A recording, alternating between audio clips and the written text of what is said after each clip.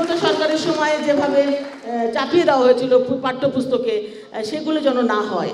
যেটা সত্য বাচ্চারা সেটাই শিখবে, যেটা দেশের জন্য মঙ্গল সেটাই বাচ্চারা শিখবে। সকলের তো সব গুণ থাকে না, কেউ লেখাপড়ায় শ্রেষ্ঠ হয়, কেউ কবিতা আবৃত্তিতে শ্রেষ্ঠ হয়, কেউ বিতর্কে শ্রেষ্ঠ হয়, কেউ উপস্থিত বক্তব্যে শ্রেষ্ঠ হয়, কেউ রচনা প্রতিযোগিতায় শ্রেষ্ঠ হয়, কেউ গান গেয়ে শ্রেষ্ঠ হয়, কেউ নাচে শ্রেষ্ঠ হয়, কেউ চিত্রাঙ্কন প্রতিযোগিতায় শ্রেষ্ঠ হয়।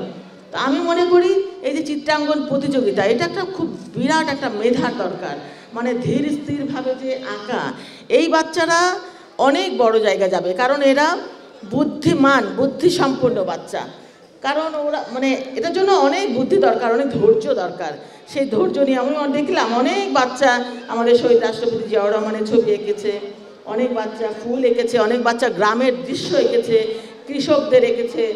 মানে যার যার মনের ভাষা তারা এই আঁকার মাধ্যমে প্রকাশ করেছে। এটা অনেক বড় কিছু, যেটা আমরাও হয়তো অনেকে পারি না।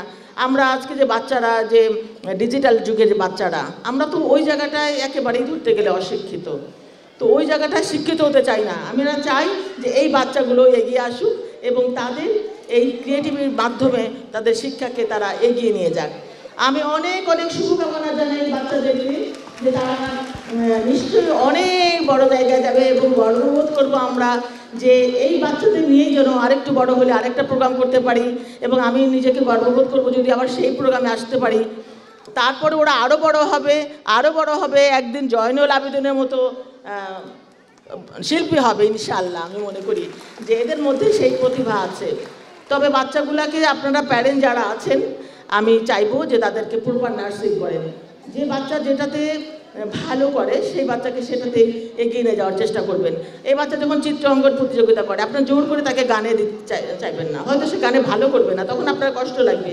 সুতরাং বাচ্চাদের উপর কিছু আমরা চাপিয়ে না দিয়ে তারা যেটাতে ভালো করবে বা স্বাচ্ছন্দ্য বোধ করে সেটাকে যেন আমরা প্রপার নার্সিং করতে পারি, সেই জিনিসটা আপনারা খেয়াল রাখবেন। আমি মানে নিজে একজন প্যারেন্ট ছিলাম, এখন আমি দাদি নানি হয়ে গেছি। তারপর আমি চেষ্টা করেছি আমার বাচ্চারা যেটা যেটা করতে চেয়েছে সেই তুমি সেটাই করো, বাট আমি তোমার রেজাল্ট চাই, আমি চেষ্টা করেছি। তো আপনারাও আমি আশা করবো যে নিশ্চয়ই আপনারা সেই রকমই অভিভাবক, যে অভিভাবকরা বাচ্চাদের অনেক বেশি যত্ন করেন, নার্সিং করেন, এবং আপনাদের এই নার্সিংয়ে এই বাচ্চারা ইনশাল্লাহ অনেক এগিয়ে যাবে। তো আপনারা দল মত নির্বিশেষে এগুলো ধরে রাখবেন। আমি যদিও একটা রাজনৈতিক দল ওন করি, আপনারা জানেন শহীদ রাষ্ট্রপতি জিয়াউর রহমান এই শিশুদের নিয়ে অনেক কিছু করেছেন, চিত্রাঙ্কন প্রতিযোগিতা, নতুন কলি, অনেক কিছু করেছেন। আমাদের দেশনেত্রী বেগম খালেদা জিয়া, তিনিও বাচ্চাদের নিয়ে এবং নারীদের নিয়ে, শিশুদের নিয়ে অনেক কিছু করেছেন।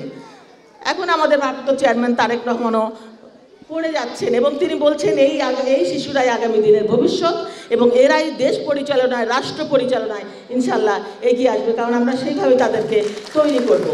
বিগত সরকারের সময়ে যেভাবে চাপিয়ে দেওয়া হয়েছিল পাঠ্যপুস্তকে, সেগুলো যেন না হয়।